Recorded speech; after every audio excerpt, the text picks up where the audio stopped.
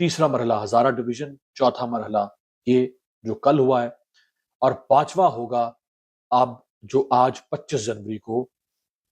خیبر پختونخوا کے کچھ علاقوں میں۔ کل نوشہرہ آپ جانتے ہیں پرویز خٹک وہاں سے ضلع ناظم رہا، پرویز خٹک وہاں سے ایم این اے بنتا رہا، پرویز خٹک ڈیفنس منسٹر رہا، عمران خان کا چیف منسٹر رہا، اور پرویز خٹک صرف خود نہیں، پرویز خٹک کی پوری فیملی سیاست میں، ان کا بھائی، ان کی بھابھی، باقی رشتہ دار۔ پرویز خٹک کے بارے میں کہا جاتا ہے، اور یہ بات مجھے اس وقت پتہ چلی جب میں 2019 میں میں آج سے 6 سال پہلے نوشہرہ میں،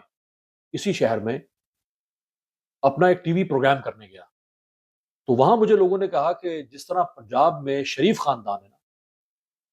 خاندانی بادشاہت یا خاندانی سیاست کے اعتبار سے جس طرح شریف خاندان کا نام لیا جاتا ہے، تو خیبر پختونخوا میں اس طرح سے پرویز خٹک خاندان کا نام لیا جاتا ہے، یعنی اس کی بڑی سٹرونگ فیملی پالیٹکس تھی، سب تباہ ہو گئی۔ اس نے عمران خان کو چھوڑ کے غداری کر کے یہ ٹاؤٹ بن گیا اسٹیبلشمنٹ کا، اور اس نے ایک اپنی پارٹی لانچ کی، کیونکہ ہوا بھری ہوئی تھی نا ان کے اندر۔ ان کو تو کہا گیا تھا کہ ہم نے تمہیں جتوانا ہے، عمران فارغ، صفر، ختم عمران خان کو بھول جاؤ، ہم تمہیں جتوائیں گے، اب ہم ہیں اس ملک کے مائی باپ۔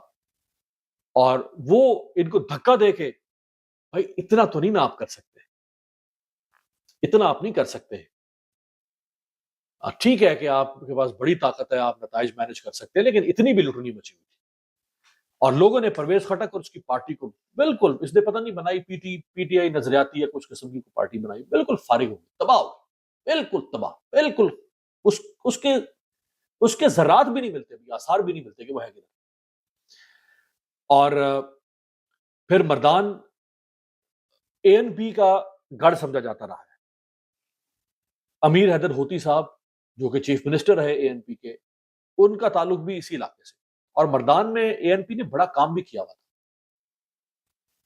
میں پہلی دفعہ مردان میں گیا